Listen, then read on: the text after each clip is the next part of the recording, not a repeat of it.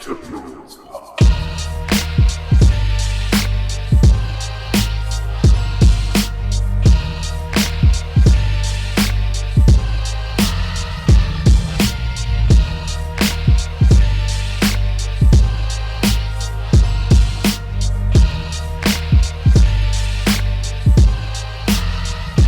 Hello, and welcome to Prose Pod, your bi-weekly dose of history, politics, and culture without the liberalism. You can find and follow us on most social media platforms at ProlesPod and on TikTok at proles.pod. If you want to help us reach more people, leaving 5-star reviews on any of the various podcast catchers is the best way to do that. If you want to help us with our vision, you can subscribe to our Patreon over at patreon.com/ProlesPod. There's a lot of great stuff there, such as early access to main feed episodes, bonus episodes, theory beats, study guides, raffles, surprise drops, and more, with even more on the way. Thank you so much to our Patreon subscribers, without whom we could not do this show. A special thanks to our Vanguard tier, Brayden, and a thanks to our new Bolshevik tier subscribers, Daniel, Adam, Angela, Panic Emoji, Leonardo, Spork, Reagan, Kaylee, Dan, Timo, Dietetics, Alejandro, Andrew, Cameron, Pat, Nada, Mellow Turtles, Alex, Vic Vinegar, Hazen, Secret, Cyborg Penguin, David, Landry, and Chris. This episode is brought to you by up-and-coming comedic talent Volodymyr Zelensky, who's gifted us with these exquisite NATO weapons, but we seem to have lost them. Maybe you can help us find them by going to patreon.com/ProlesPod. But first, who do we have with us today? Hey, it's Martin. It's your spouse. Why did this get awkward all of a sudden? What happened? To be clear, he means my spouse and not like spouse of the people. Wow. I'm still gulagged, so I can't marry anyone. Yeah, this is just... Oh, fuck. See? Oh, shit. We're broken. Yeah. This is Justin. Tony. I'm still Ray. And today's subject matter expert is in-house. We've got Jeremy. Hell yeah. Very excited to be here talking about this really loosely cobbled together country. Well, where would you like to begin?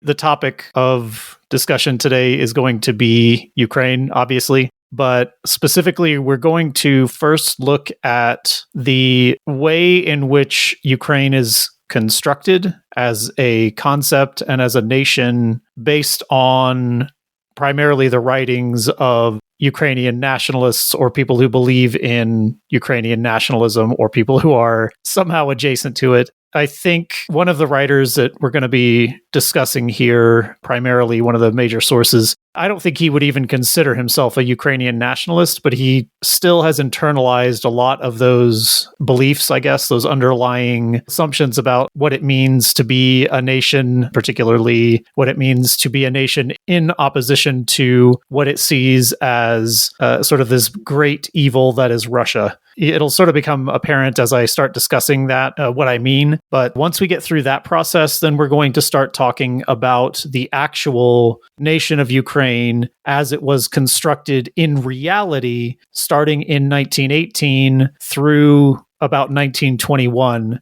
That's kind of the second half, I would guess, of this episode will be dedicated to that. And specifically, it's going to focus on how the nationalist government, or governments really, because there were a couple of them during that period, how they dealt with pogroms, how they were much ignored, and in some cases actively orchestrated by the nationalist government, or at least facets of the nationalist government. To begin with the pre-modern history of Ukraine, I want to start by discussing language. The main reason for that is that, as one of my sources mentioned, trying to nail down culturally and socially what the region was like before the 16th century in the area that we now call Ukraine is very, very difficult, mostly because the writings about this area from this area are extremely limited. But linguistics, I guess, can give us a little bit of clarity about the people who lived there and what place names and writings and whatever might have been related to which people. Old East Slavic diverged into Great Russian in the east, and what's known as the Ruthenian languages in the West, which include what became modern Belarusian, Ukrainian, and Carpathian Rusine. This happened sometime between the 6th century AD and the 16th century, and this is, I must stress, according to Ukrainian linguistic scholars.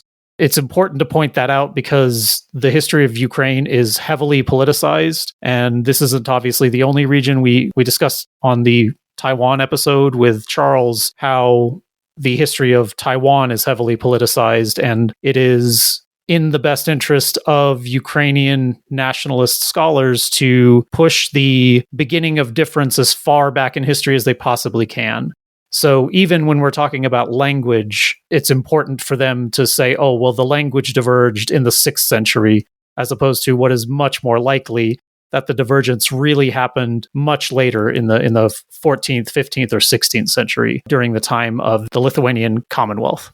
So anyway, I wish I could give some kind of a definitive date because it would be helpful in establishing a point at which a Ukrainian ethnicity and identity might have begun to form, but a lot of this comes down to hair splitting, as in, was there definitely a distinct language there, or was it a dialect of the same language? And was Belarusian and Carpathian Rusine specifically distinct from Ukrainian at any of these points, or were they more or less dialects of one another, and therefore there's not really a Ukrainian language until much later? So I guess that's kind of where I'm going with the language situation there.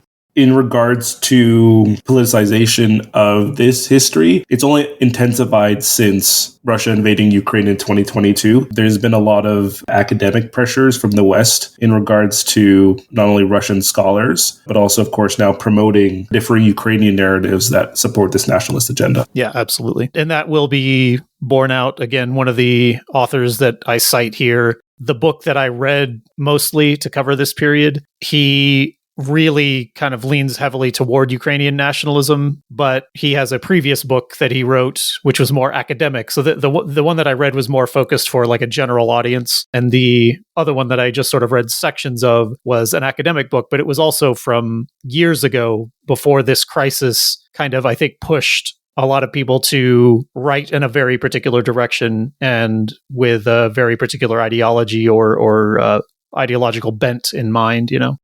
And like I said, so Ukrainian nationalist linguists do try to push that difference as far back as possible. Russian linguists, of course, on the other hand, do have a vested interest in pushing that date as far forward as possible. And when I do say Russian, I do mean the current Russian Federation in the Soviet Union and in Tsarist Russia as well. So all of these linguists, because they were attempting to keep Ukraine as kind of part of the fold, if not literally for the Tsarists part of Russia, they have a vested interest in the other direction. So I'm not trying to say that Ukrainian nationalists are definitely wrong and the Russians are definitely right, although it does seem to be based on the historical accounts that they are probably more correct. What I'm trying to say is that there is a specific ideology or cultural or social drive that pushes people to argue particular things in a certain direction. And these are the two sides that we're kind of looking at now. I'm going to say it was probably the 15th century, and not just because I trust Soviet linguists more than nationalist ones, but that's also when linguists believe early Ruthenian emerged as a distinct language, and I can't imagine how a sublanguage like Ukrainian or Belarusian could develop before the parent language, you know what I mean? So like people who argue that it happened back in the 6th century, I'm not sure how because early Ruthenian does not have the same political edge that Ukrainian does, but if early Ruthenian did not emerge before the 15th century, then how could Ukrainian? So anyway, linguistically, the 1400s basically is the point at which you could even begin to argue that some kind of germ or seed or whatever that would eventually lead to the nation of Ukraine was planted. But you also have to remember that no one in the 15th century was calling themselves Ukrainian or Russian or German or whatever. Nations did not exist in the 15th century. National identities did not exist. Feudalism and monarchism meant that you were subject to your landlord or your lord or duke or earl, to your king or your queen, your czar or your czarina, you know what I mean? you were loyal to or a subject of the Prince of Bavaria. You were not loyal to the state of Germany. Again, this is only pointing out that linguistically there might have been some kind of difference that began to emerge between Russian speakers and Ruthenian language speakers. If we go back even earlier, there's a whole range of people who occupied the area that's now Ukraine. Greeks even had settlements on the Black Sea in the 6th century BCE, along with nomadic Turkic folk. The Goths and the Huns arrived between the 2nd and the 5th centuries CE. According to Roman records, Slavs arrived in what is now Ukraine. And here we kind of go again with politicization somewhere between 1000 BCE and 500 CE. That's an insane range. And again, the Ukrainian nationalists would argue it's closer to 1000 BCE. You know, the wide range numbers remind me of like the supposed death tolls in communist countries, where it's somewhere between like 3 people and 900 billion. Yeah, exactly. But it's definitely probably closer to 900 billion, just to be clear. Yeah. Another of my sources does this weird obfuscation thing where the author says that Slavs arrived, here in quotes, in Eastern Europe between the 7th and the 3rd millennium BCE. But I have to assume that does not refer to Ukraine, even though that's sort of the implication, because the author doesn't say Ukraine, and none of the other sources put the arrival that early. It's one of my frustrations with trying to piece all this together is that people try to use confusing or vague language in order to achieve this particular model of how Ukraine formed.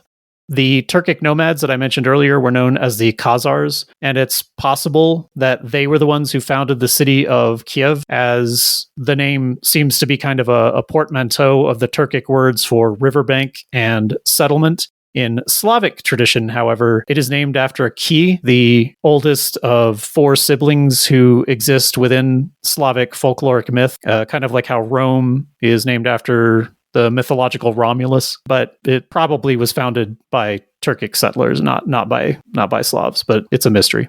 Another difficult to untangle period of pre-Ukrainian history is that of the Rus, who are claimed by both Ukrainians and Russians, also Belarusians and Carpathian Rus, as progenitors. It is the source of the names Russia, Rus, and Belarus, which is wild because they were almost certainly fucking Swedish or Norse because Sweden didn't exist. They were basically doing Viking shit in the area before settling down and were extracting tributes from Finnic and Slavic people by the middle of the 10th century CE. They were initially a pagan society, but by the end of the 10th century, at least most of the leadership of the Rus had converted to Christianity. Again, for political reasons, Kiev and Novgorod are heavily preferenced in Rus history because these were already established Slavic cities before the Rus arrived and took them over, and because Russia and Ukraine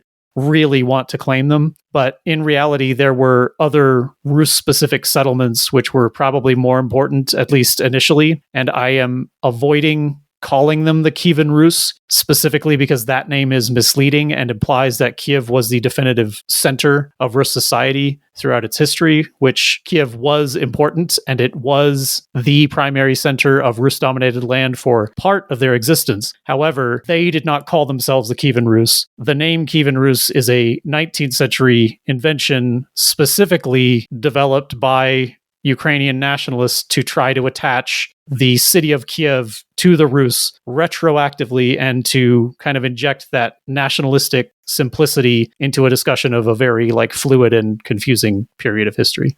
Some historians claim that the Rus were Slavic to begin with, but again, this is probably nationalist wishful thinking. However, it's kind of like in medieval Western Europe, when everyone was trying to desperately find some through line between their kingdom and biblical history. So they would fabricate some ridiculous link, usually using the writings of Josephus, or kind of like the myth of the West, where people draw a line between Greece and Rome, Rome and medieval Europe and modern Europe and the US, even if it's like a very tenuous connection. And even though there are other influences that they leave out, like Egypt or the Arabic empires or the Moors or so on, invaders, just like Rome, but they're somehow not included in the legacy of the West. But this is how they kind of make those connections between the Rus and Ukraine. It's one of those things where they are picking and choosing, and it gets worse. Like as we go on, it gets worse in terms of who is allowed to be a progenitor of Ukraine and who isn't. But again, we'll get to that.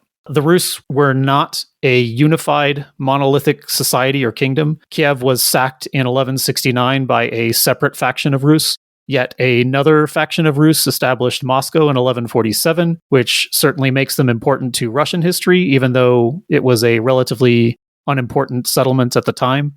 But the Rus based in Kiev, in keeping with the experiences of much of the Eurasian continent, got completely fucked by the Mongols in the 13th century. The Rus were pretty much destroyed, except for one particular region, which became known as the Novgorod Republic, again in what is now Russia, which remained as an autonomous territory until the 15th century, basically, by making a deal with the Mongols to pay tribute and behave as like a satellite state. The Novgorod Republic itself was then yeeted by yet another descendant of the Rus, Russia itself, in 1478. It's been a hot minute since we had a yeet on Proles Pod. We like to yeet. Haven't done any air horns either, but maybe we just keep doing too much depressing shit. True. Yeah. The Crimean Peninsula was invaded by Turkic forces in the 15th century, who held it also as a khanate until the end of the 18th century. And these were the Tatars. Weirdly, the Ukrainians do not claim them or the Mongols as ancestors of Ukraine. They view them as quote-unquote outside influences, which harkens back to what I was saying about the ancestors of the West. It's a similar kind of white supremacist construction of history where only white people are allowed to be the ancestors of the nation. Another wild cultural touchstone, which Ukrainians do claim, is that of the Cossacks, who probably didn't arrive in the area until about the 13th century CE. They seem to have originated in what is now Romania, but had heavy Slavic cultural influence, which they may have been like a mixture of Romanian and Slavic peoples, or they may have just, as they were moving into Slavic territory, adopted some of their cultural practices. It's not really clear. When I say that it's wild, it's because the Cossacks who remained in this region tended to side with Russia over Ukraine in most conflicts. And this was the case, especially under the Tsar. It was the case under the Soviet Union, and it has most assuredly been the case since the 1990s. There was a period that I'm going to get to later where there were Cossacks fighting on both sides of the conflict between Ukraine and Russia, but yeah. I feel like Ukraine is a good trial. I can't even think of what word I'm trying to think of. But basically for Stalin's view of nationalism, on the national question, and why, that fine line between supporting like national liberation and individual cultures and all that kind of stuff, but also fighting against reaction and for sure counter-revolution. And yeah, it's just a fucked up ass history. Although I will say that my favorite picture of Stepan Bandera is one where he's LARPing as a Cossack. Primo. Yeah, Cossacks did some fucked up shit, and specifically, like, after the Bolshevik Revolution happens, a whole bunch of Cossacks leave the region altogether, and they end up fighting for the Nazis. So, dope. We're now going to get some more white supremacy vibes going in Ukraine, because if you didn't catch on already, the Mongol invasion of the 13th century had a lot to do with how the region developed. And one popular theory amongst Ukrainian historians is that while it is now Ukraine who is influenced by trade with Europe, Russia is defined by its early relationship with the Mongol Empire. And what they mean by this is that Russia developed along oppressive authoritarian lines because its influence was in the East, whereas Ukraine developed freedom-loving democratic lines because its influence was the West. Russia with that Asiatic backwardness. Yes, exactly. And again, the assumption is that the Mongolians were oppressive and the West, the white people, were freedom-loving and democracy loving, which is of course not true in the 13th century, nor is it true today. 13th century, famous for democracy.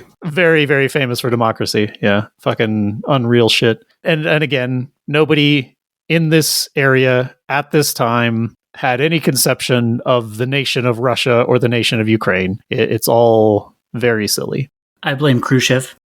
Oh, yeah, definitely. Obviously. We should always blame Khrushchev. So one of the authors that I read for this episode, the one that I've already been complaining about, tries to imply the very old lie that the Bolsheviks were anti-Semitic and were unconcerned with the national question, which is extremely goofy. Like, maybe in the Brezhnev era, you could make that argument, but certainly not in 1917. He plays this game where he says that Lenin believed that the Bolsheviks had neglected the national question and that the lesson of 1919 was that he needed to focus on it. But it took me a long time to figure out what his source was for this claim, because the book is, again, it's for a general audience, so there are no citations anywhere in it. And so I had to Google the lesson of 1919, which I found in another book, which he's obviously citing.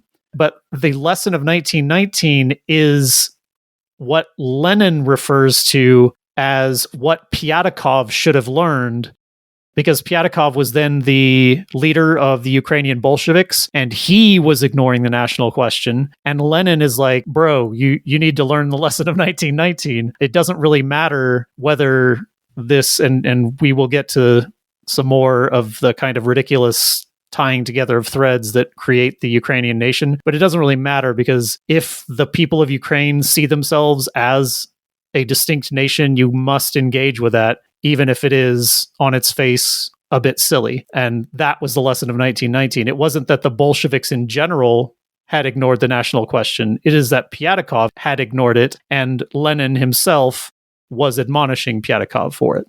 Regardless, the Mongols were eventually defeated by the Poles and the Lithuanians in the west in the 14th century, and then by the Russians themselves in the east, beginning in 1476, when Grand Prince Ivan III declared himself the first Tsar and began a campaign of, or what is referred to as gathering the Rus, which means kind of taking back a bunch of formerly Mongolian territory, as well as large chunks of what is now Ukraine, essentially in a bid to stop Poland from a hostile takeover of Lithuania.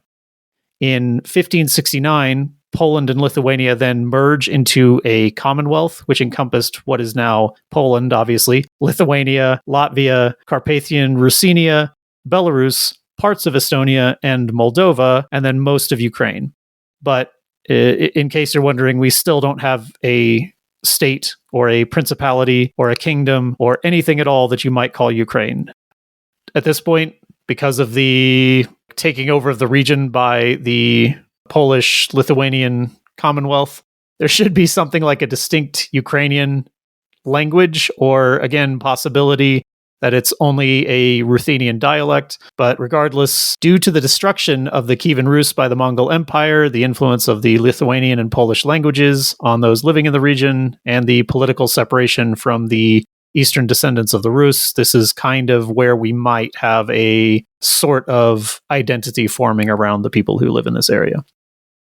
Between 1648 and 1657, there was a major Cossack uprising in the eastern steppes of what is now Ukraine, which both directly and indirectly led to a series of pogroms against Jewish people in the region. Estimates range between 14,000 and 20,000 dead, which is not a huge number when compared to the 20th century pogroms, but it was enormous for the era. Reasons for the pogroms were ascribed to economic factors as well as religious ones, competition between Christian and Jewish merchants, landlords, and artisans. A lot of forced conversion took place following the massacres, as in former Jews were basically told they can convert or be killed. So in some cases, former Jews joined the Cossack army and pretended to convert until the threat of murder passed. But the Cossacks went on to kill Catholic priests and Polish nobles as well. So was that really an anti-Semitic move? So right now we're talking about this distinct Ukrainian identity forming over time, right? And what is this identity being made distinct from? Is it a Russian identity, or what are they breaking themselves apart from, essentially, is what I'm asking. yes, they are. Well, and I don't think they really are. I don't think they are at this time making themselves distinct from other Slavic peoples or from the Russian people. This is just as early as we could, I think, possibly go back and say maybe there was a separate identity forming here. But I don't think the people at this time were seeing themselves as distinct in any kind of meaningful sense. There was really, up until very recently, and probably still is an active part of the Ukrainian makeup of the people that are there, who believe in pan-Russian or pan-Slavic unity. So they do see themselves as Russian, or they do see themselves as part of a sort of Slavic nationality or ethnicity or whatever. It's just that it has become less and less and less pronounced or dominant over the past really 150 years.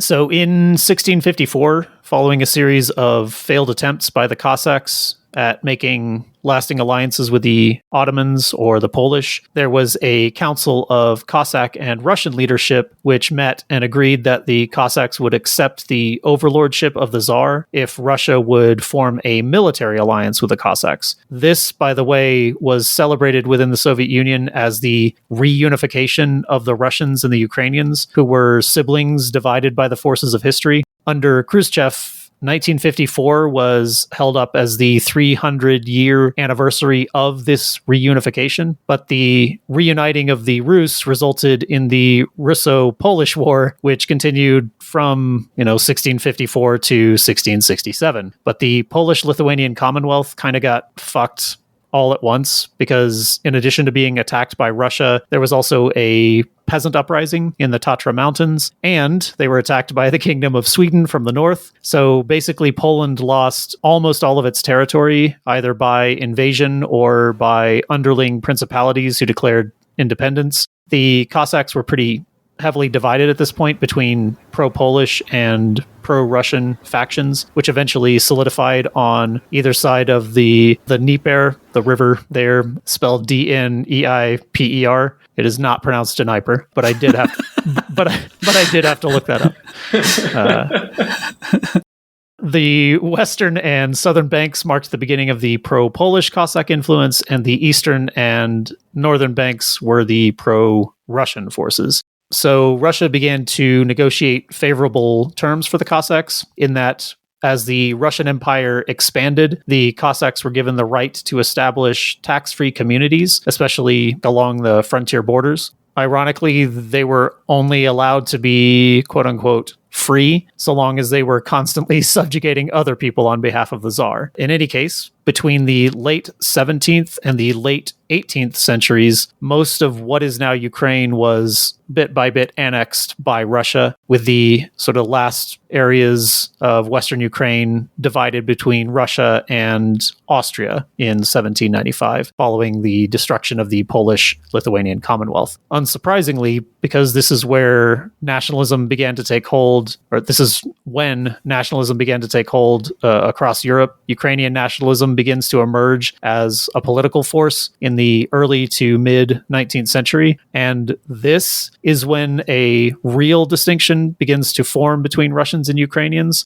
one in which it's politically enforced or politically motivated, I suppose. It was not even a foregone conclusion or a definitive hardline gap, but there began to be a push and a pull which took place during this time that kind of sharpened that distinction, in that the Russian Empire, once it took control of the territory, began to engage in a Russification campaign in Ukraine, which then only stirred nationalist fervor, which for the Tsar increased the urgency of Russification, which increased nationalist sentiment. So it was like a feedback loop that kept going and kept going. On the other hand, in Austrian-controlled Ukraine, the people there felt like a sense of pan-Slavic unity because the Austrians treated them like second-class citizens. At the time, being Slavic was considered to be less than to Western Europeans, and the Habsburg dynasty was Catholic, while Ukrainians were Eastern Orthodox. Ironically, even though the Tsar was like fucking things up in Eastern Ukraine, far Western Ukrainians were largely pro-Russian at the time. In fact, many Ukrainians did not identify with Ukrainian nationalism and considered themselves to be Russian at this point. Now, while the name Ukraine had been used as a word since the 12th century, it was not applied broadly to this region until the 18th century because, does anybody know what Ukraine means? Borderlands. Exactly. Prior to the use of Ukrainian as a name, they were referred to as... Suck up. What's that? Teacher's pet. Teacher's pet, yeah. Suck up.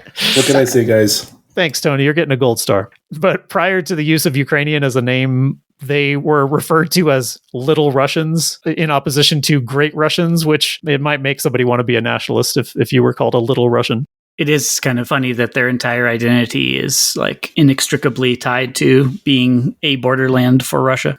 And they continue to use the same name that the Russians used for them, which is, fun. And in addition to nationalism, during the late 19th and early 20th century, the Tsar faced opposition from Russian Republicans, from anarchists, and from socialists. In the absolute pinnacle of both the application of, as well as proving the uselessness of propaganda of the deed, Russian anarchists assassinated Tsar Alexander II in 1881, as is often the case, and we will see a lot more of it in the second half of this episode. Jews were blamed, and pogroms followed this assassination. In 1905, of course, you had the first Russian Revolution, resulting in the quote-unquote constitutional monarchy under Tsar Nicholas II. As is often the case, Jewish people are blamed, and another pogrom begins, this time isolated to Ukraine. Police put a stop to the violence, but only after it had raged for 2 days unhindered.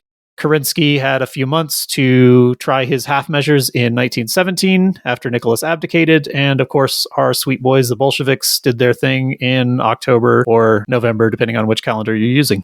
Prior to that, and this is important to note, in 1915, a bunch of Ukrainian nationalists in exile from what was then Russia were living in the Austro-Hungarian Empire. The Austrians were like, we're going to march on Ukraine along with the Germans. You want to do us a solid and stir up anti-Russian sentiment? And these Ukrainian nationalists were like, hell yeah, let's fuck up our own country. So they acted as an advance column for the incoming Austrian army. And when the Austrians and Germans arrived on what was then Russian soil, they forcefully evicted pro-Russian Ukrainians en masse. They were exiled to Russia. So if you're wondering what happened to those anti-Austrian pro-Russian Ukrainians I mentioned before, that's it. And I think maybe that might have some kind of an influence on the national character of Ukraine if all of the pro-Russians were pushed out of the country. Maybe. This is a bit of a foreshadowing too, or kind of a foreshadowing of what occurs in World War II, right? Yeah. If you take all of your dissenters and you kill them or you push them out of your country, yes, then suddenly you're going to look like a unified nation of Russia haters. But that's only because you did those things first. What could possibly go wrong? What could possibly go wrong? Many, many things, as you'll see beginning in 1918.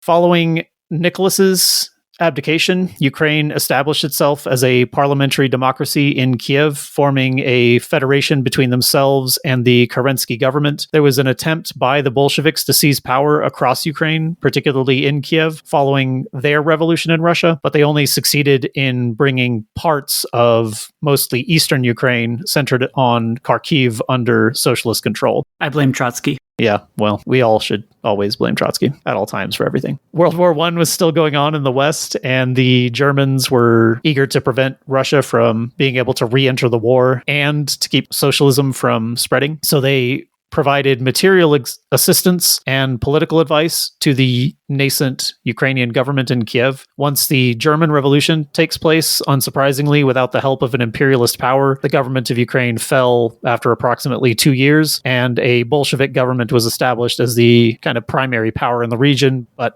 absolutely by no means the only power in the region. The former Kiev government had made the fatal mistake of courting the liberal intelligentsia, but had absolutely no connection to the workers. It was not until December 1922 that the Ukrainian Socialist Soviet Republic was established, and there was a final kind of end put to the conflict amongst various factions within the nation. This is the beginning of how Ukraine exists solely because of anti-communism. I don't think if the Western powers and the White Army weren't trying to eliminate the communist uprising, then I don't think that Ukraine would exist to this day as an independent state. It's possible. I mean, I don't know if that's necessarily true. It definitely would change the character of Ukraine, if not cause it to not exist at all. But it's hard to play that what if game.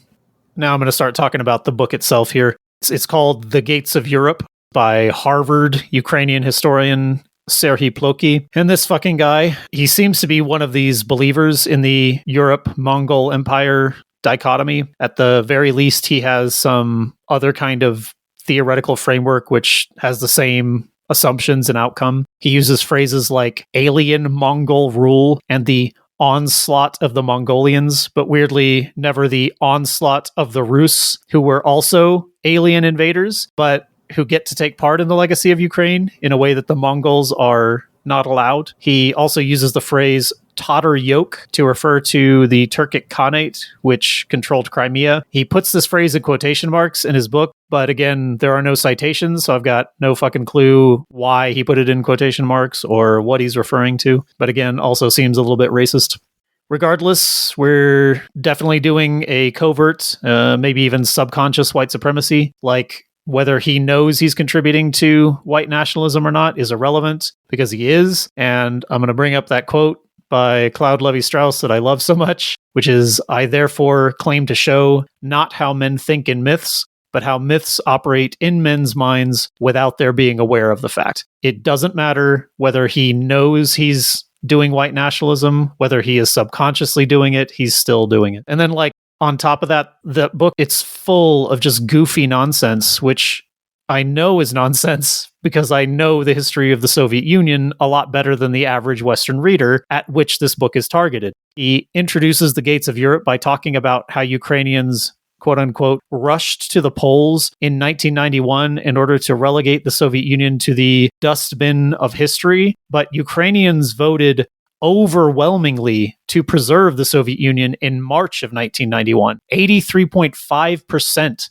voted to preserve the Soviet Union, a fact which the author leaves out entirely. It was only after Yeltsin and young Gorby were just absolutely fucking things up, and it seemed like the illegal dissolution of the Soviet Union was happening anyway, that Ukraine declared independence, and only then did Ukrainians vote for this gesture en masse. And it wasn't like, do we want to keep the Soviet Union or do we want to accept the new constitution? It was just, here's the new constitution. Do you vote yes on it or no on it? And they voted yes. But most readers of this book would not know any of that. It's that like underhanded means of writing so that you are obfuscating what really happened and pushing the vision of Ukraine that you want people to see. Uses phrases like rubber stamp and staged uprising and words like coup to refer to aspects of the Bolshevik Revolution. He says that Russians were marching on Kiev when it was a coalition of Russian and Ukrainian popular forces who were prepared to oust the nationalist government. And then he has the audacity to claim that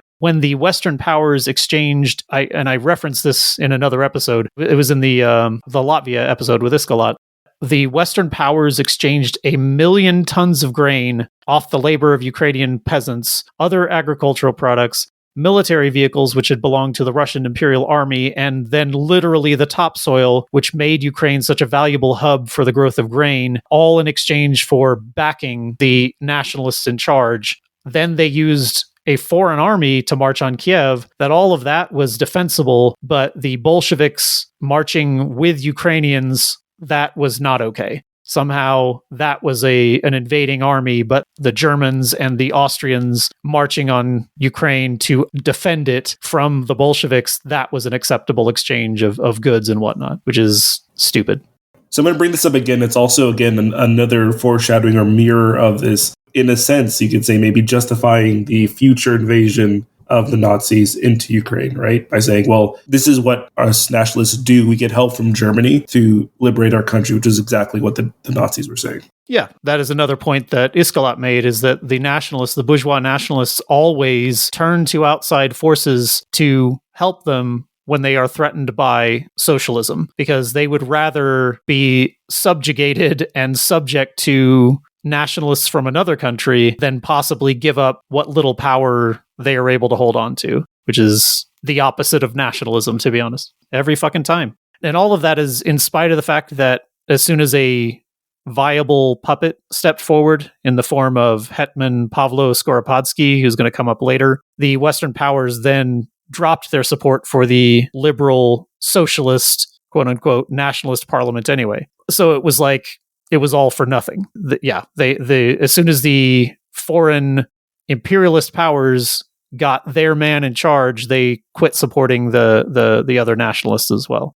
This is the kind of shit you got to deal with when you're researching this stuff. We were not able to get a hold of any kind of socialist, Soviet writings on this period. So we have to read liberal and nationalist bullshit and then just try to read between the lines. Yeah, and then you end up taking like 3 times as long because you got to check sources and then back check those sources. Yeah. Loki also plays this game where he starts the book by saying that he's going to refer to the area as Rus in the medieval era, Ruthenian in the early modern era, and Ukrainian in the modern era. But then doesn't do that. He calls it Ukraine, even going back to the classical period. Like he calls Herodotus the first historian of Ukraine. There was no Ukraine before, at the earliest, the 18th century, and anything before that was not Ukraine. There wasn't even a culturally distinct people who might become Ukrainian until, again, at the earliest, the 13th century, but probably more like the 15th. Even that's extremely flimsy. We're splitting hairs again, but I don't know what to do with this bullshit. I mentioned earlier that this book, The Gates of Europe, is full of nationalist text and subtext, and it's kind of weird because the previous book that he wrote in 2006, The Origins of the Slavic Nations, seems to oppose exactly this kind of thread tying, this kind of like dubious connection. And I don't know whether that's because he's changed his mind or it's that pressure that we were talking about earlier, or maybe he has one face for academia. Origins is published by Cambridge University Press, whereas Gates of Europe is published by, and I'm not joking, Basic Books. So when he's talking about what the... Basic Books, sponsor us, please. Yes! When he's talking about what I mentioned earlier with Khrushchev, the reunification of the Rus, that is the point at which he feels like it's important to say, but these people weren't thinking or speaking in ethnic terms. Like, no shit, bud. Otherwise, you seem pretty confident that this is Ukraine. These are the Ukrainian people. They've always been Ukrainian. They've always spoken a Ukrainian language. Like, moans and complains about, quote unquote, Muscovite interference in Ukraine, but if neither side saw themselves as Russian or Ukrainian at this time, then why would you need to make that distinction in other parts of your book? There's no consistency. It's the original Russiagate, Muscovite interference. Yeah, like if it serves his purpose to call them Russian or Ukrainian, then he will. If it doesn't, then he won't.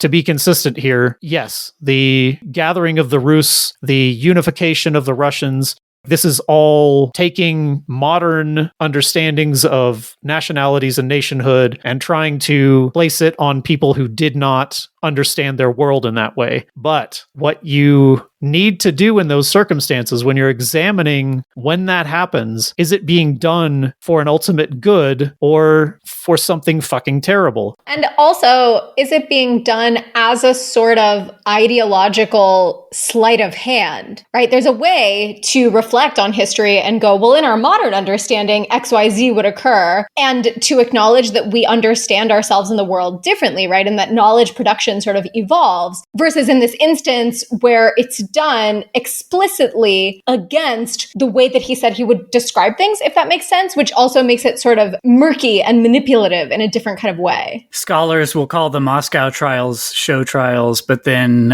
directly reference like Gulag Archipelago or something as a source. Right. Yeah. But again, like even if we are aware that this is cultural myth making, it is ultimately a good thing for there to be some sense of siblinghood between Russia and Ukraine, because it decreases the likelihood of there being conflict and open violence. So if we, assuming that this isn't like under Tsarist Russia, or again, when Brezhnev was fucking shit up and sending ethnic Russians to basically control Ukraine, which is a very bad look. If we are doing so to bring people together, that is good. If we are doing it to stoke the fires of conflict and cause working class people to start to see other working class people as enemies, that is bad. All nations, all social groups need some kind of mythology to build their world around. That's why you have symbols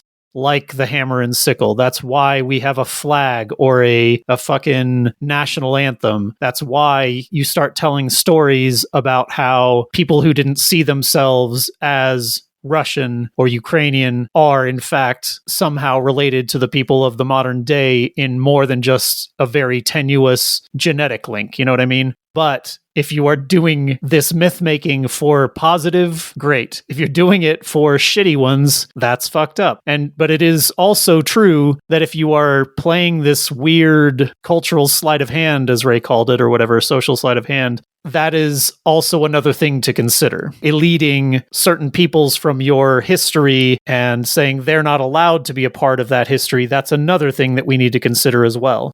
That's more or less the end of the myth-making that built Ukraine. Does anybody have any questions before I move on to the really depressing, shitty stuff? Help. Yeah, it's not good. And now, a word from our sponsor.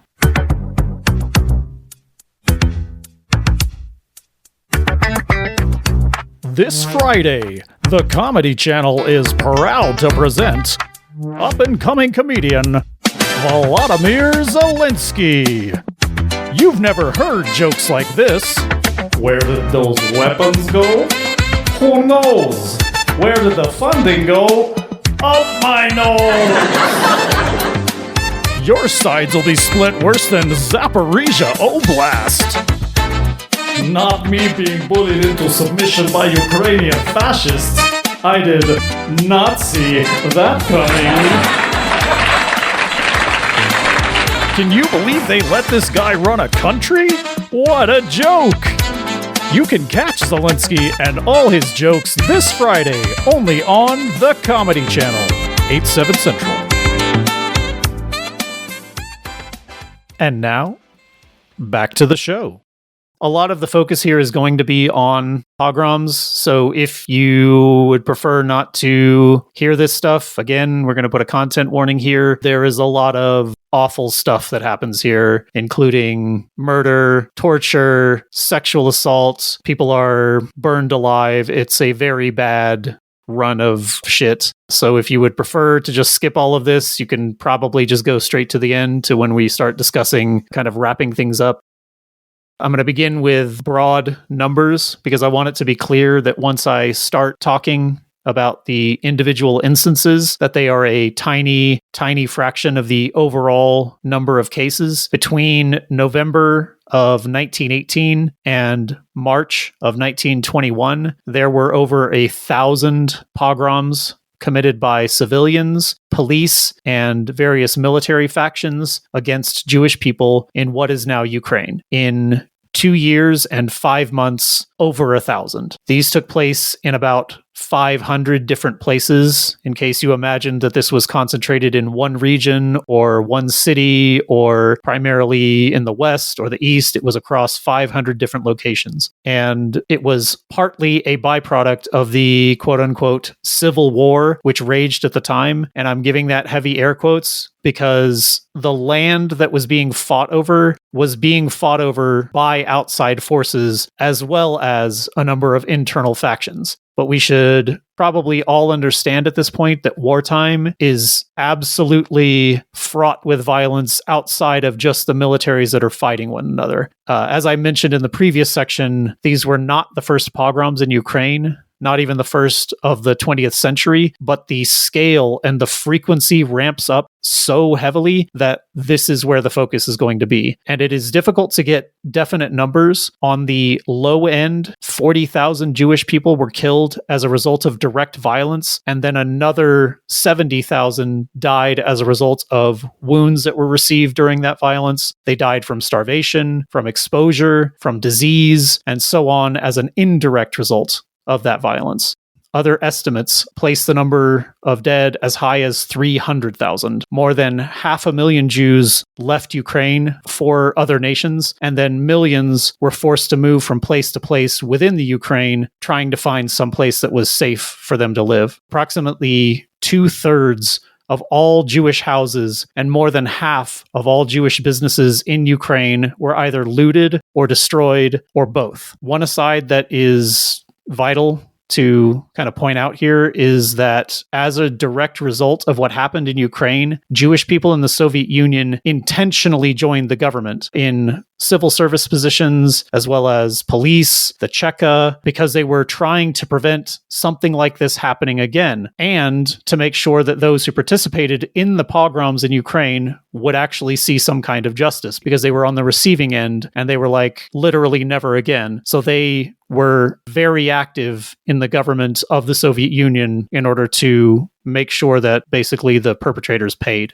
And of course, fascists and other nationalists took this as like evidence for the myth of Judeo-Bolshevism, which then further stoked an irrational fear in those reactionaries. This was particularly the case in countries to which Ukrainian Jews fled. So in spite of Jewish people from across the political and economic spectrum being forced to resettle in places like Poland, Hungary, and Austria, they were homogenized and viewed with suspicion as a kind of vanguard for global communist revolution, which started a fresh round of producing propaganda arguing this as fact, which then further inflamed that fear. As a result, Romania, Hungary, Poland, Germany, British Palestine, Argentina, and of course the US passed laws restricting or outright eliminating quotas for Jewish refugees. So basically, indirectly, these pogroms in Ukraine led to a wave of anti-Semitism across the globe and guaranteed that once the fascists seized power in Europe, Jewish people would have fewer places that they could go when that happened again.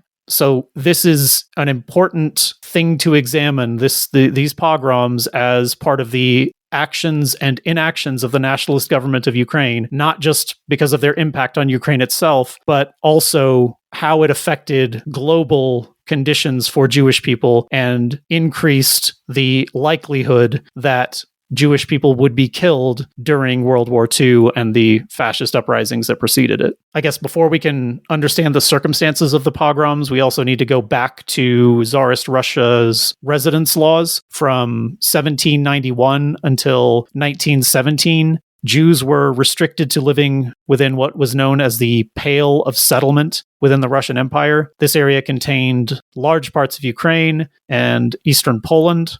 It contained all of Belarus and Moldova, and then small sections of Latvia and Western Russia. The only way you were allowed to live outside the Pale of Settlement if you were Jewish is if you had a lot of money or if you were part of the nobility.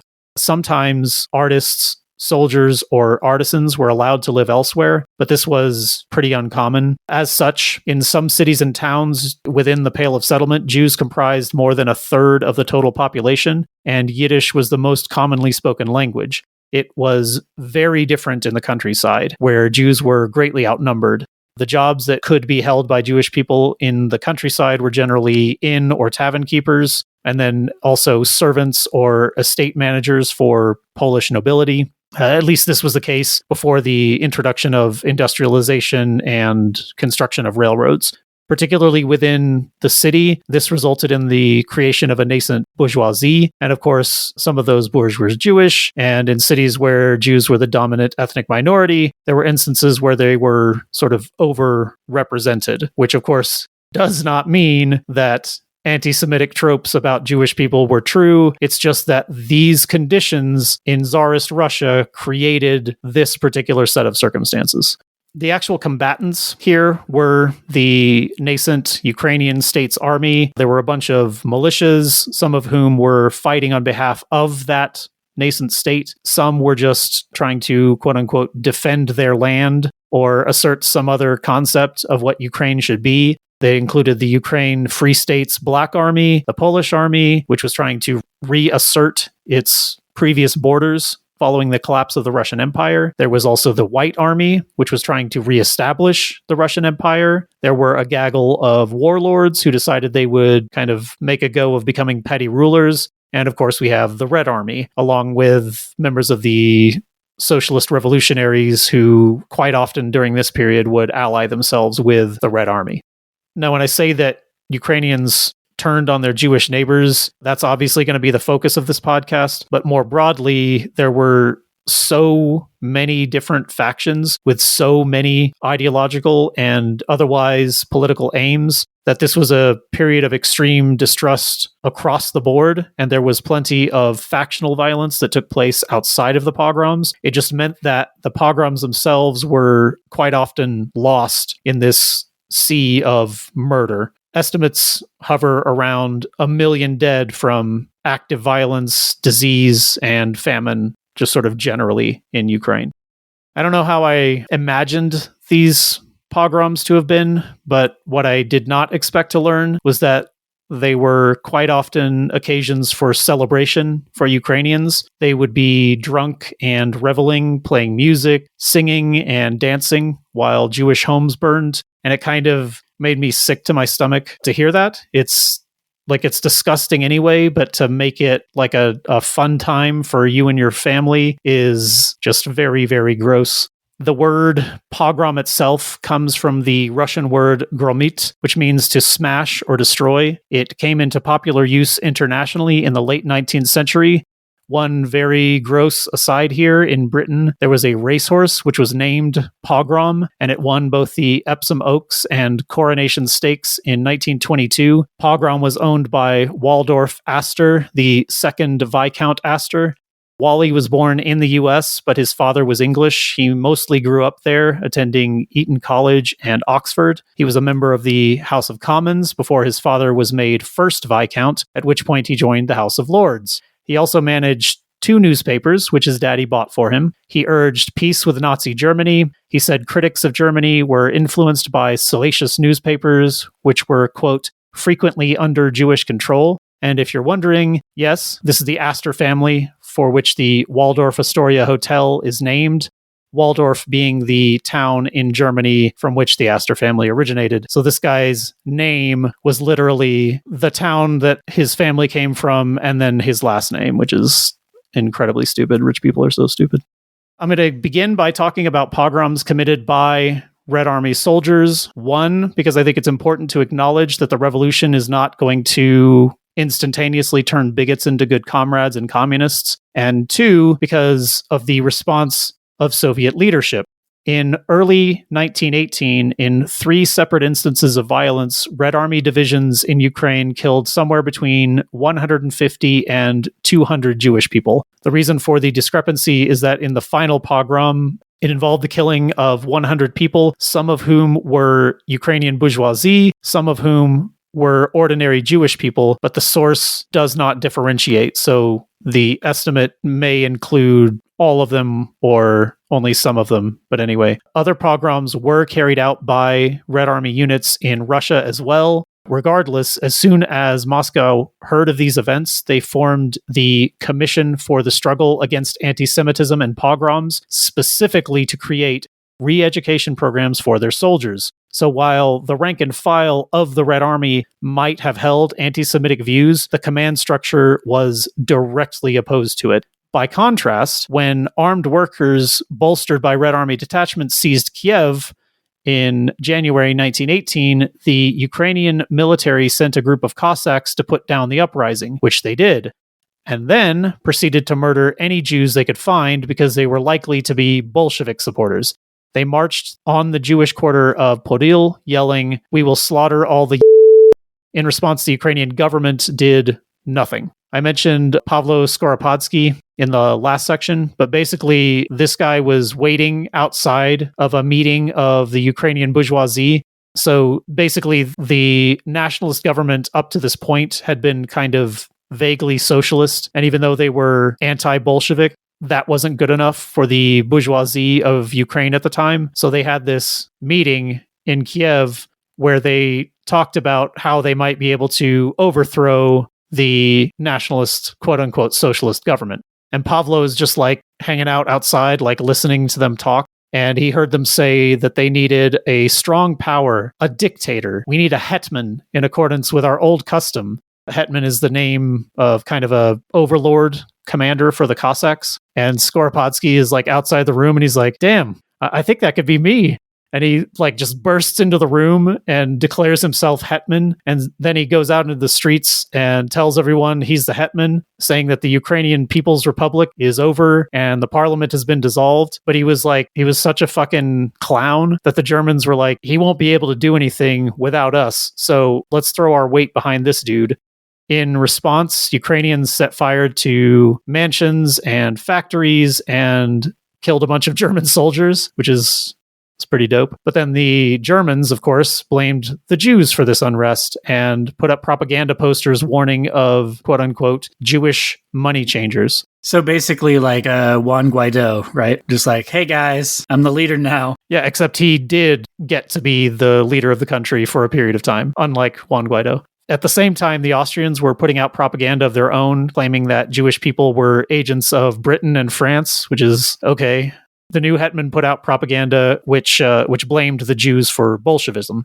Skoropadsky did not last long as the central governing authority. By December of 1918, he had lost the support of the Germans because they were like, he's even more useless than we thought he was, and he could not make an alliance with the White Army. So in the fashion of many an imperial puppet, he pieced out to his patron state, Germany. So he just fucking left Ukraine for Germany. In the meantime, in the city of Lviv, which had been disputed territory among Poland and Ukraine, which the Polish were pretty keen to annex because they were like, this is part of the old Polish-Lithuanian Commonwealth and we need to reestablish our borders and whatever. But also, Polish people were the dominant ethnicity in the city of Lviv, although the surrounding countryside was largely Ukrainian, but that's kind of like saying Denver is a city that's dominated by Democrats, but the surrounding suburbs are dominated by Republicans. It doesn't mean anything because the overall population is largely Polish, in spite of the fact that there is a strong Ukrainian minority.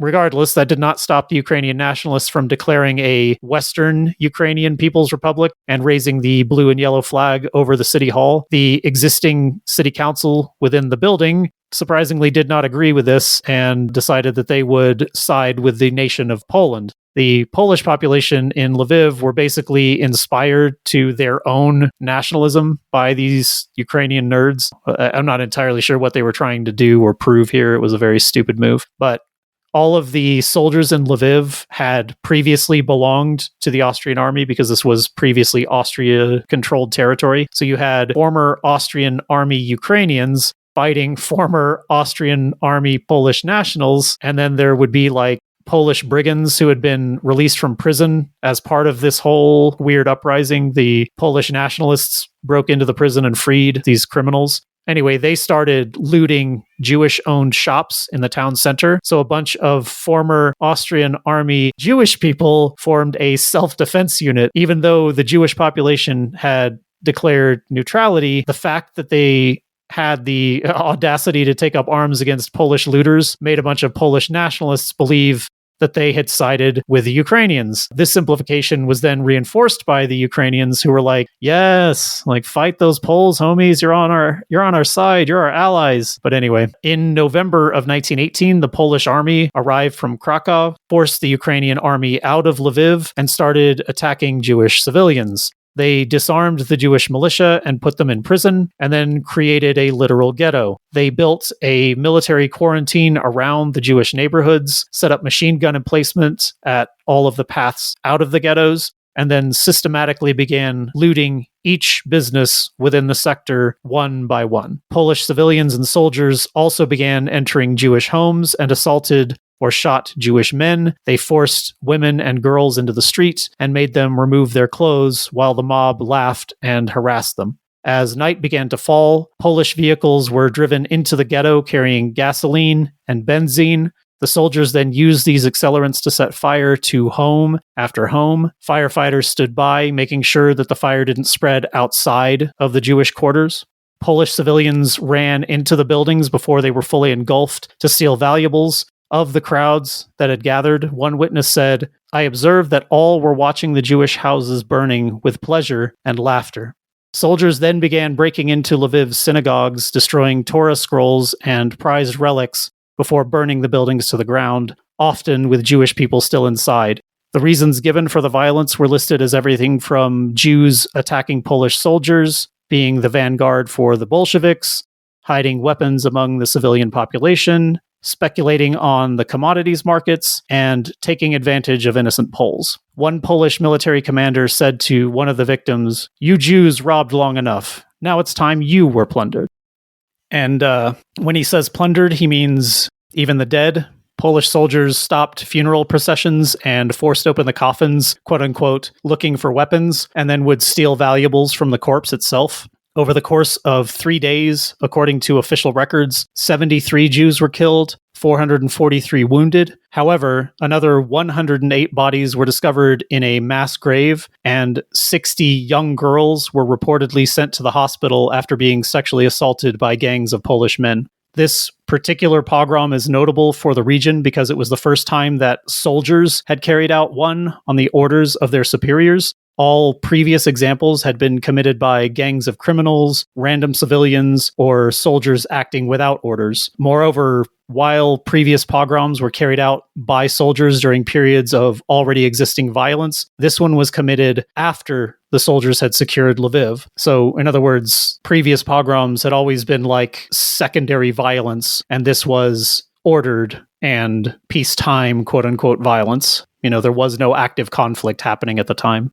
Simultaneously across Poland and Polish-dominated Ukraine, a wave of 130 other pogroms began, in which Polish liberation was celebrated by rioting and looting by Poles in Jewish neighborhoods. Again, the excuse of supporting Ukrainian nationalists was the excuse given, even in places like Warsaw, which was under absolutely no danger of a Ukrainian nationalist uprising. Polish soldiers began systematically raiding Jewish homes and businesses in search of weapons caches, but requisitioning cash and valuables everywhere they went. Deaths were mercifully rare outside of Lviv. Only 59 Jewish people were killed by soldiers and civilians across all of those 130 pogroms, but general physical violence, sexual assault, looting, and arson were rampant. Back in Kiev, the former government of nationalist Ukraine reasserted itself as the Directory, a reference to the group who governed France during its revolution. Once the hetman had fled to Germany, they convinced the remaining Cossacks to act as the Directory's military, more or less. They declared that Ukrainian should replace Russian on all signage in Kiev, even though Russian was at the time the dominant language. Shopkeepers, it's kind of funny, they taped Ukrainian language paper signs over the metal Russian ones because they assumed the Directory was just like a flash in the pan, and that as soon as a different government established itself, they would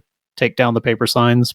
The Directory claimed that it would establish a multinational state protecting the rights of ethnic minorities, and they appointed a minister of Jewish affairs, but simultaneously, military forces, by order of a military commander under the control of the nationalist government, committed a 3-week-long pogrom in the area of Ovruk, and over the next few months, a further 85 pogroms were committed across Ukraine, the majority of which were carried out by military officers and their men, not acting randomly, but in their capacity as representatives of the nationalist government. And once the soldiers started, then civilians would happily join in. The pretext most of the time was to combat Bolshevism.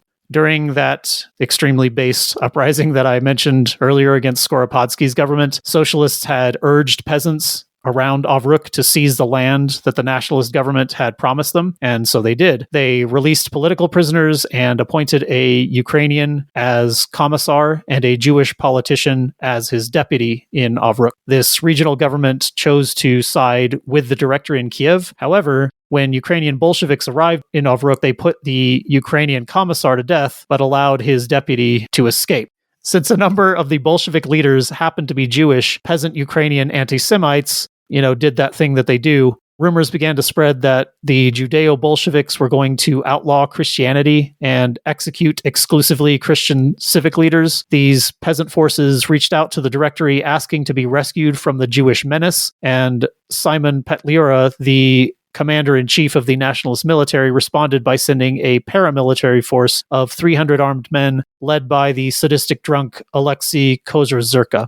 On multiple occasions, he was caught stealing from his own division's treasury to pay for booze, and when things got really dire, he sold his horse to pay for alcohol. He was described as being a coward, faking sickness to avoid fighting on the front line, but he was also as bloodthirsty as he was cowardly. He enjoyed tormenting and killing unarmed people. According to one source, after all of this conflict was over, he went on to join the Bolshevik Cheka. The source is supposedly in the Ukrainian archives, but when I tried to search the digital archives online, the document reference doesn't exist or isn't available online. Regardless, I can't verify it. And also, even if the document says what the author claims, the quoted section only lists one source, as in like one single officer who served under Kozhar-Zherka. I would very much like to see what the Soviet archives have to say, because otherwise it just sounds like hearsay. Yeah, I guess I just feel so overwhelmed when I think about what we're up against on the left, when I think about for how long the intentional and organized hatred and violence on the right has been. It just feels incomparable. And good old like Schrodinger's Bolsheviks that are anti-Semitic, but also Jewish enough that they inspired so many pogroms. Right. Yeah. And it happens over and over and over and over. Like a lot of these pogroms that I've already discussed or that I will be discussing get blamed on Jewish people being a fifth column for Bolshevism repeatedly. And it makes no sense. Absolutely no sense.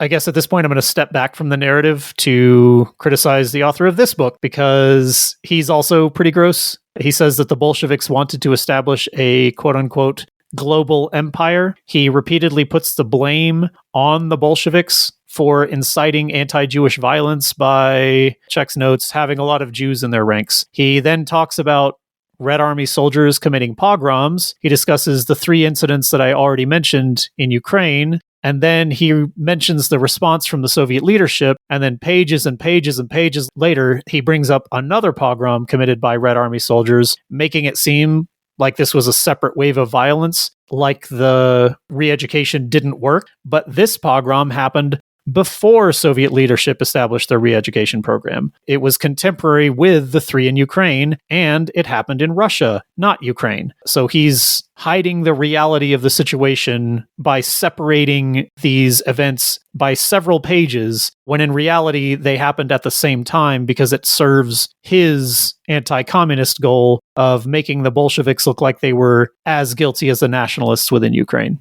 He also speaks quite fondly of Zionist organizations. He's not like as bad as Plocky, but deeply anti-communist, and he is very misleading when it comes to Bolshevik responsibility for anti-Jewish actions. Anyway, basically upon arrival, Kozhar-Zherka took his orders to destroy the Bolsheviks to mean, I can ruin the lives of Jews. Many Jewish people in Ovruk supported the Directory, and some even served in the local government that was ousted by the Bolsheviks. But as we all should know and understand at this point, the vast majority of anti-communism is rooted in anti-Semitism. On December the 26th, Kozhar-Zherka called the town's rabbi before him and said, I know that you are a Bolshevik, that all your kin are Bolsheviks, and that the are of Bolsheviks. Know that I will exterminate all the Jews in the city, gather them in the synagogue, and let them know. The rabbi protested that although some Bolsheviks were Jewish, that they could not all be homogenized in this way. Kozhar-Zherka wanted to hear none of it. When a Jew from a nearby town happened to pass through Ovruk, Directory soldiers arrested him and brought him before their commander. Kozhar-Zherka declared he was a Bolshevik and had him shot. In another instance, 2 Jewish itinerant tobacco peddlers crossed into Ovruk. They were named war profiteers and dragged before Kozhar-Zherka, who forced them to strip naked, had them beaten with whips, and then forced them to dance. And in case you don't know, forcing Jewish people to dance is a common form of humiliation, which is even recorded in multiple examples of both Eastern and Western European folklore. And this won't be the last time that this happens. Kozhar-Zherka then held a pistol on the 2 men and forced them to beat the shit out of each other, then to make the sign of the cross, and then to kiss each other where the bruises had formed. After the soldiers and their commander had kind of like had their fun, they forced the men out into the street naked, again in the winter, and then threw their clothes after them before closing the door. For their part, many of the peasants realized that the Directory's forces had not come to help them, but only to pillage and terrorize Jewish people. And so the day after Kozhar-Zherka had warned the town's rabbi, a gang of Ukrainian peasants ambushed some of his men, killing 4 of them. Directory forces retreated to Koroshtin, which is like the nearest major town to Ovruk, for reinforcements. the peasant socialists took control of Avrukh again and began another round of extremely based expropriation. Unfortunately, a few days later, Kozhezurka returned with machine guns and regular troops from the Ukrainian Nationalist Army.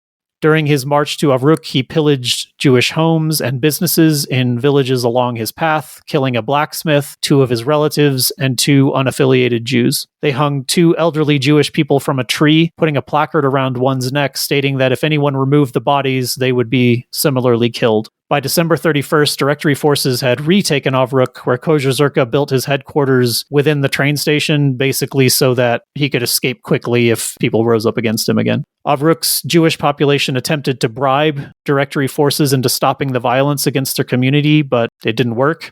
If the paramilitary force could take whatever they wanted, the gift was sort of meaningless. Kozhezurka's troops began a fresh round of looting and sexual violence against Jewish girls. They took groups of men out of their houses and shot them in the streets. On January the 2nd, they rounded up all the Jewish men and brought them to the synagogue, threatening to burn them alive within it. Kozhezurka drove up in a car and declared that he would allow them all to live, but only if he discovered no Bolsheviks among them. The Jewish men agreed in terror to support him and offered him money to spare their lives. Kozhezurka forced Jewish artisans to make his soldiers new uniforms and boots made from fabric and clothing that was stolen from other Jewish people. Others were forced to clean his headquarters and the connected train cars. Jewish musicians were forced to play music at public beatings and executions of suspected Bolsheviks, along with lavish drunken banquets held for Kozhezurka's troops. Still others were dragged before the commander himself, who would lie in bed as his soldiers stripped Jewish men, forced them to dress in costumes, and then dance for him while his troops whipped them. As these proceedings went on, Kozhezurka was just beside himself with laughter, apparently. By mid-January, Bolshevik troops had gathered to the north of Avrukh, and this coward-ass dude figured that his fun was over. So on January the 15th, he ordered his troops to gather as many Jews as they could find, which was about 50 men, who were told that they were being conscripted to gather firewood. Instead, they were marched to the train station, whipped, forced to dance, and then murdered by sabers and guns before the Directory forces fled by rail. Unsurprisingly, the remaining Jewish people in Avrukh greeted the Bolsheviks as liberators. Also unsurprisingly, anti-Semites and anti-communists alike, they noticed this behavior. Pogrom expert A.I. Hillerson said of the Avrukh nightmare, "In this case, the pogrom took place under the slogan, 'Beat the Jews because they are Bolsheviks.' But the attitude of the masses of Ukraine toward Jews is such that any other slogan would have been suitable for a pogrom as well." Another pogrom was simultaneously taking place in Zhytomyr, this time in response to Bolshevik and left socialist revolutionary actions within their city. This was partly carried out by Ukrainian civilians, partly by forces fighting for the nationalist government. Led by Cossack commander Alexander Polyenko, these soldiers claimed to be rooting out enemy agitators, but shockingly seemed to target Jews at a disproportionate rate. As in Avrukh, Jewish businesses and homes were looted, Jewish men were killed, and Jewish women and girls were sexually assaulted. Polyenko's men also set up guard posts around Christian-owned businesses, particularly high-end shops, to prevent looting of the wrong sort. In one instance, an elderly Jewish man left his house early in the morning on a Wednesday to pray at the synagogue. When he had not returned by 2 p.m., his wife became worried and rushed to the synagogue to look for him, but no one had seen him. Not until Friday was his body discovered in the courtyard close to the seminary building where he had been decapitated. On the same day the old man went missing, a group of soldiers arrived at the house of Avram Makaron, where he lived with his wife, his 3 daughters, and his son-in-law. This is a very bad story, and I'm going to try not to cry, but I might cry. The soldiers demanded cash, which Avram gave them, along with a watch. One soldier grabbed Avram's oldest daughter and dragged her into another room, only letting her go when he found out that she was sick. He then brought her back into the main room and told her to play a song on the piano before dragging her younger sister back to the other room. The eldest daughter cried and played piano while the younger daughter screamed. It only ended when the other soldiers got tired of the noise and made the rapist stop. For their part, the Directory did arrest Polyenko and at least began a cursory investigation into the pogrom, but approximately 2 weeks later, Bolshevik forces retook Kiev and forced the nationalist government out. However, Directory soldiers fleeing Kiev took this opportunity to do a pogrom on their way out of the city. Additionally, although Polyenko seemed to be intended for a trial, Polyenko's boss, Konstantin Vozhny, seemed happy to allow other pogromists into his chain of command. He put all the blame on Polyenko, arguing that none of the other participants in the pogrom would have done what they did if Polyenko had not been in charge of proceedings. The rest of the Directory leadership was happy with this assessment. They likened it to Ovruk, where one rogue commander was responsible for the violence. Having lost Kiev in an incredibly predictable move, Petliura called to the imperialist powers of Britain and France to help him fight the Bolsheviks. Again, to their credit, most of the Directory opposed this move and resigned in protest, but it didn't matter. The damage was done. Them resigning did not stop it from happening. I'm going to start by doing kind of a quick rundown of numbers and anecdotes because I think you probably get the picture at this point. There's a lot of back and forth taking of this city and that city by this force or that force. What's important to understand is both the scale of human suffering, but also I want to humanize that suffering, which is why it's not just going to be a list of hard numbers, I guess. To Proskuriv in February of 1918, Petliura sent another Cossack band to secure the city for the Directory. A coalition of Bolsheviks and left SRs made a failed attempt to seize power in the town, which gave the Cossacks all the justification that they needed to do another pogrom. Lazar Shapiro testified before an investigative committee commissioned by the Soviets in 1926 that he recalled his father coming home from the synagogue saying that a pogrom was coming, and sure enough, immediately thereafter, their home was surrounded by soldiers. Lazar's father tried to buy the soldiers off, but they responded that they didn't need money, just Jewish souls. One soldier said, "We have orders not to rob, but to kill." And so they did. They shot Lazar's father first, killing him instantly. They shot his mother, severely wounding her. Then they took turns firing on each of Lazar's 3 brothers and 2 sisters. Lazar, the youngest, was hiding behind a buffet table, watching everything happen, trying to remain quiet. Sofia Gershgorin testified before the same committee that 2 soldiers entered her apartment asking if there were any Jews there. When she answered in the affirmative, the 2 men began hacking her family to pieces with bayonets and sabers. They killed her 50-year-old mother, her 10-year-old sister, and an 85-year-old family member who had happened to be visiting. Sofia herself was stabbed and sliced 9 times, but managed to recover from her injuries. The Judeo-Bolshevik conspiracy was the main factor in this pogrom. Gittel Zemmelman testified when her home was invaded by Cossacks, they gave the excuse that there are Jew Bolsheviks here. We must kill them all before bayoneting her 20-year-old son, her 18-year-old son, her 13-year-old son, and her 11-year-old daughter. Gittel was screaming at the soldiers, pleading that they were little children who don't know anything. How could my 11-year-old daughter be a Bolshevik? Again, sexual assault was rampant as well. In at least 2 instances, soldiers raped girls who had already been shot or stabbed and were dying at the time. In spite of orders to kill and not steal, obviously looting was common. The pogrom lasted a mere 4 hours, but the rate at which people died was staggering. An estimated 1,200 Jews were killed immediately, with a further 300 dying of wounds they received. A further 600 Jews were killed in the nearby town of Felshtin, when some of the Cossacks peeled off to continue the violence elsewhere. Other estimates put the total number of dead closer to 3,000 or 4,000. The leader of the Cossacks was arrested in May of 1918, but then was released without trial in July. A second pogrom was carried out in Zhytomyr. Although Polyenko was gone, all of those pogromists who Vozhny had allowed into his ranks were still there. In the beginning of March 1918, the Red Army was approaching the city, and Bolsheviks within the city were establishing bases of power. Most of the troops loyal to the Directory had either fled or were demoralized. Vozhny himself ran with the rest of the government as soon as Red Army troops started to take the city. This did not last long, as a larger force of Directory troops arrived from the west and pushed the Bolsheviks out by March 21st. Hundreds of Jews fled with them as they accurately predicted what would come next. Sure enough, on March 22nd, the first Jewish person was murdered on his way to synagogue. Directory soldiers began hunting for Jews who were hiding in a hospital. Most were hiding with hospital staff in their quarters, and so they escaped the violence, but 6 Jewish men were found in the basement, were taken to the hospital yard, and shot. During the first pogrom here, many Jewish people were able to bribe soldiers to leave them in peace, but this time Ukrainian nationalist forces had no interest in money. They wanted blood. 317 Jewish bodies were counted, largely the working poor, as they were the only ones unable to flee. Bolshevik forces retook the city and immediately established a commission to investigate the pogrom. The final statement, when the investigation closed in July, was that the authorities of the Directory were responsible.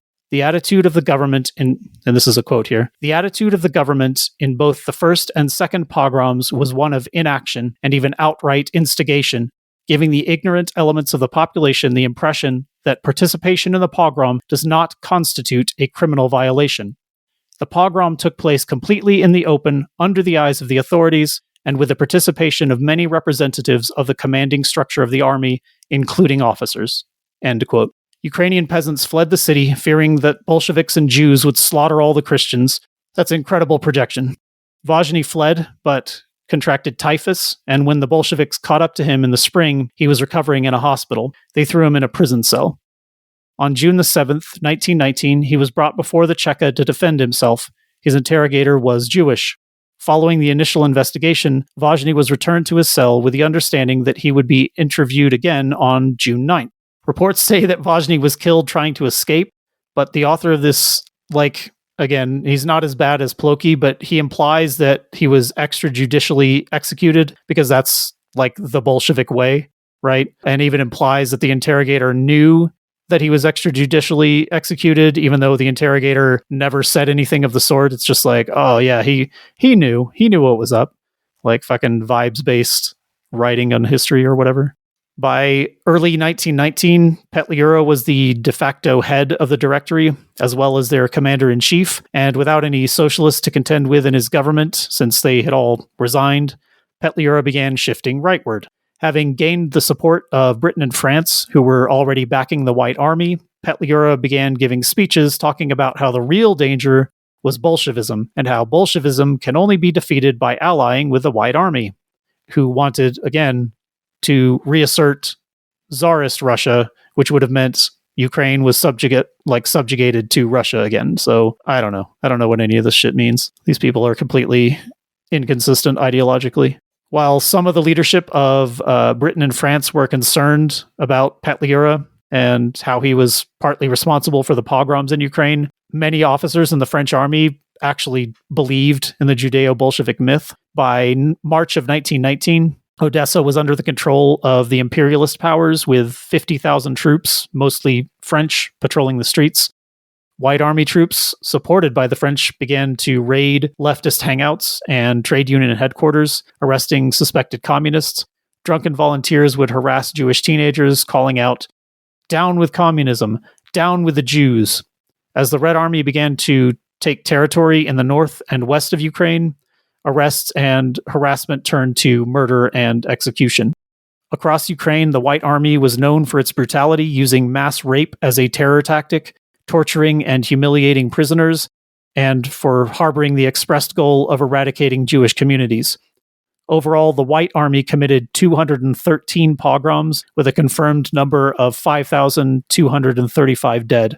These were all from pogroms committed within towns and cities. The number of dead in villages and in the countryside is unknown. Many estimates are that that number should be 2 or 3 times higher. It's just very difficult to count because there was nobody there to keep track of who died in the countryside. In March of 1920, a militia of Ukrainian reactionary fucks who were defending their land rose up within and around Tetiv. They were civilians, but they were able to heavily arm themselves because they had sort of a patron, basically, who was a local banker. In order to add on to the income they were already receiving from this banker, they started raiding Jewish homes and businesses. Once they found themselves sufficiently armed and supplied, they began a nighttime raid on the city itself. First, they cut off the power, leaving it in darkness. The Red Army commander fled to gather reinforcements, but many of his men defected to the militia because they were not true believers. They were just conscripted into the army. With the Bolsheviks gone, approximately 200 peasants rushed into the city, armed with farm implements. The insurgents called for the extermination of all Jews as the only path to peace. They then set about burning the Jewish sector to the ground. They rounded up men, women, and children before forcing them into the synagogue. Immediately, they began hurling burning logs and sheaths of straw at the building, breaking windows and tossing grenades through them. Jewish people tried to flee by jumping out of the upper floor windows, but were shot or stabbed while trying to escape. A week later, a Red Army detachment of 80 soldiers attacked the militia, killing 15, and secured an exit for any Jewish people in Tetiv. Unable to hold the city, they advised all Jews to head to the nearest town. 1,000 of them did. Villagers along their retreat fired at the column, basically for fun, killing several. Over the course of 10 days, somewhere between 3,000 and 5,000 Jews were killed in and around Ttiv by the militia and their backers. 3 months later, the banker who financed the militia was stopped on the road to Kiev by Cheka agents who had been tipped off that he might be trying to flee Ukraine. The banker had disguised himself as a peasant farmer, but when the Bolsheviks dug through his goods, they discovered a pouch containing 200,000 rubles. In August, he was tried for his crimes and executed. There is one final instance of a pogrom committed by the Red Army soldiers during the Polish-Soviet War. This was primarily limited to looting, and whether or not it qualifies as a pogrom is kind of vague, as a lot of non-Jewish Poles were also shot and looted, but there were reported instances of sexual assault by Red Army soldiers during this time, and obviously that's completely and utterly fucked. But yeah, this happened in Poland. It's not part of Ukraine. I just wanted to bring it up because Serhiy Plokhy, in writing about this same period, claims that the Red Army was responsible for 10% of all of the pogroms in Ukraine. But even this dude who wrote this book, who is an anti-communist deeply and who lies about the Bolsheviks all the time, he can only come up with a handful that were committed by the Red Army. Where Plokhy's getting this 10% nonsense from, I don't know, because there's no way that that's true. Not even like if you stretch it to include, because there was a warlord who fought on the side of the Bolsheviks briefly, but he had previously been allied with the Directory. And then after that, because the Red Army figured out he was doing pogroms and was like, all right, fuck this dude, and started attacking him and his positions as soon as they found out. But even if you include Grigoriev in that, it still doesn't come close to 10%, neither in terms of the number of pogroms nor the total number dead. Again, this dude is just so steeped in his bullshit that he's got to fucking make stuff up to prove his point. And again, like, even if you do count Grigoriev, the Bolsheviks destroyed him.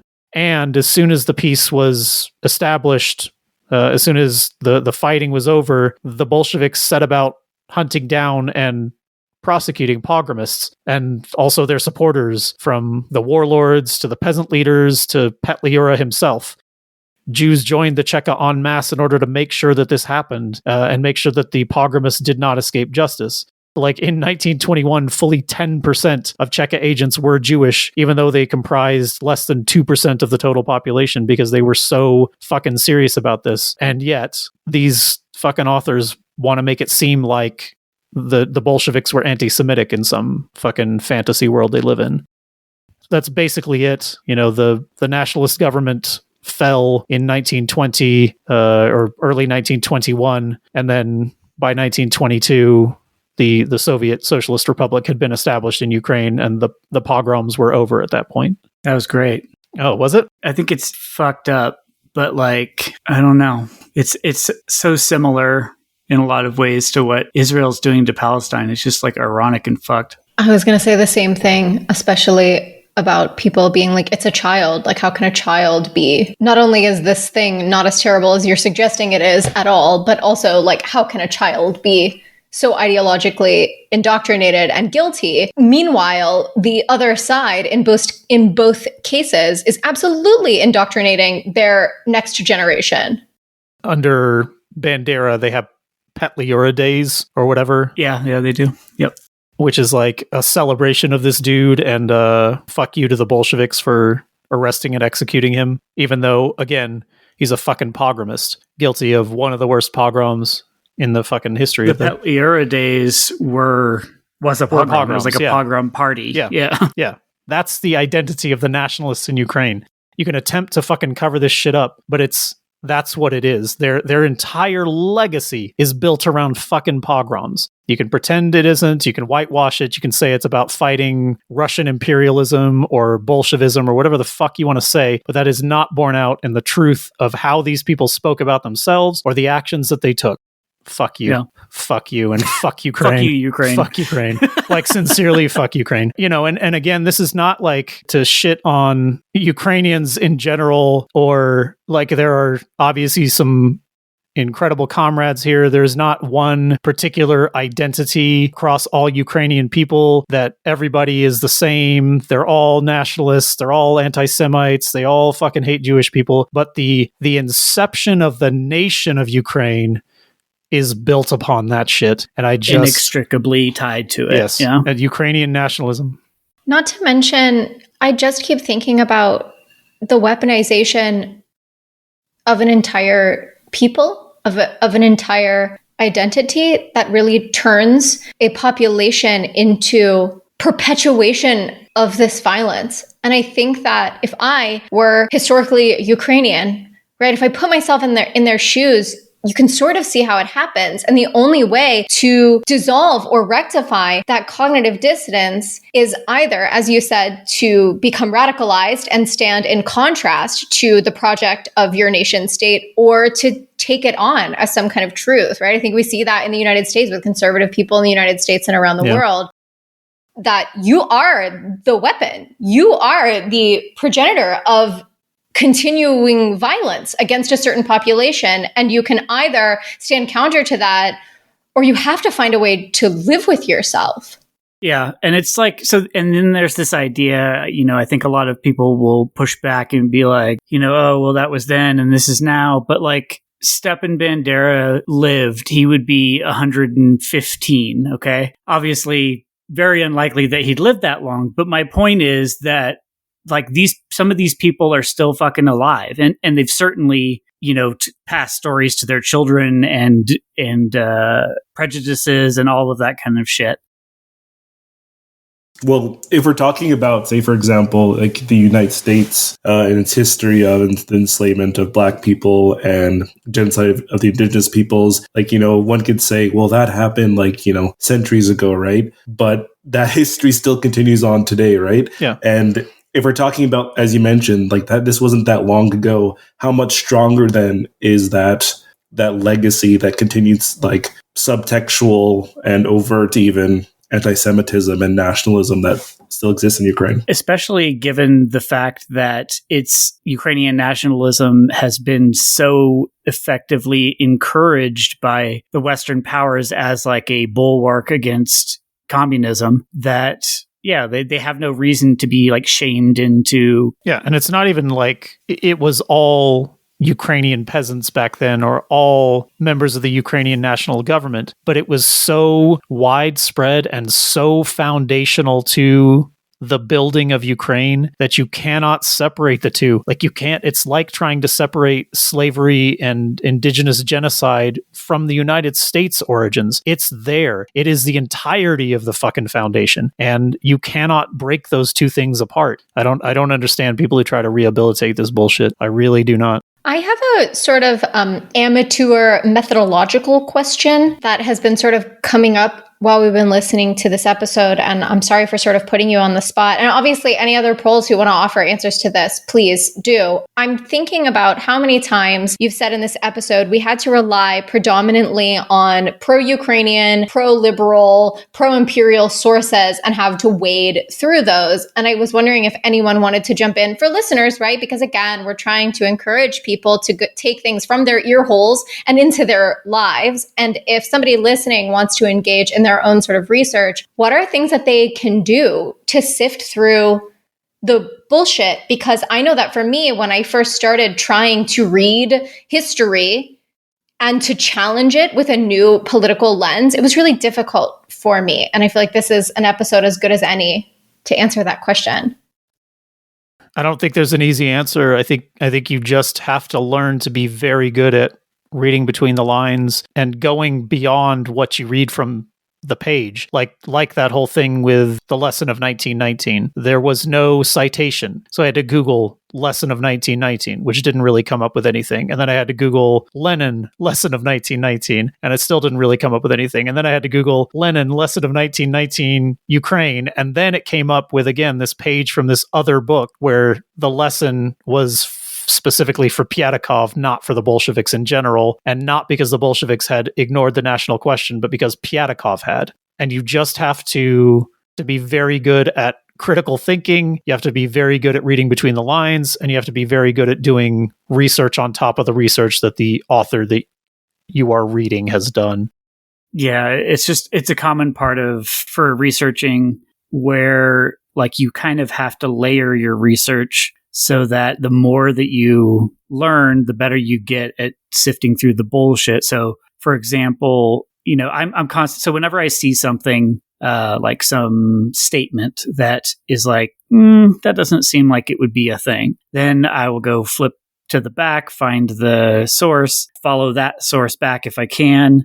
Often they'll, one of the frustrating things is that often people will cite other books by other people. And so it's like, okay, well, I don't even know if that's legit because like, was that sourced properly? And so you're like in this whole spiral, but a lot of the time you'll find, information like factual statements that you'll trace back and the source will be like Khrushchev's secret speech or something, right? And it's like, there's no documentary evidence for that. There's not even any witness evidence for that. It's literally one guy who had an agenda, and said some shit, and so I think that's just kind of part and parcel of sifting through the bullshit.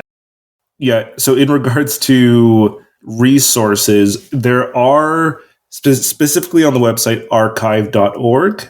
Lady Is the Horror's website also has scans of PDF books from the Soviet era, which, of course, have their own biases and problems, et cetera, but they do, for the most part, provide a counter narrative to much of the liberal scholarship that we see today. And even interestingly enough, what I've seen a lot of too, as we're preparing for the Stalin series that we're working on, is that you'll see a liberal scholar today in English be like, oh, I've just had like this new discovery of this thing in Soviet history that no one ever knew. But then you read a book from 1960 in the Soviet Union that says the exact same thing, right? That they're kind of rediscovering a lot of the scholarship from the Soviet era. So definitely archive.org has a lot of books. We can maybe link to, I know one page on archive.org has maybe at least 1,000 books from the Soviet period that we could share with our listeners. So there's that. Just want to make that point. I did want to finish this off with an excellent quote by Rosa Luxemburg about Ukraine and Ukrainian nationalism. She said, it was a country, quote, without any historical tradition and without any national culture, end quote. Hence, Ukrainian nationalism was, quote, a mere whim, a folly for a few dozen petty bourgeois intellectuals, end quote. And this was obviously written in the early 20th century before all of this bullshit happened. But at the time, that's it. There was no national identity of Ukraine. It was built after this. And then retroactively, there was a lineage that was sought. And again, its foundation is one of anti-Semitism, anti-communism, and fucking endless goddamn pogroms. And on that positive note, that about does it for this episode. Thanks so much to Jeremy, our once again delightful subject matter expert, and to all of our listeners and Patreon subscribers. Once again, if you'd like to subscribe, you can do so at patreon.com/prolspod for free. If you have questions, comments, or episode ideas, please email us at prolspod@outlook.com. Please follow, review, like, all that algorithm stuff, and we'll see you in 2 weeks. May the specter haunt your streets and solidarity forever.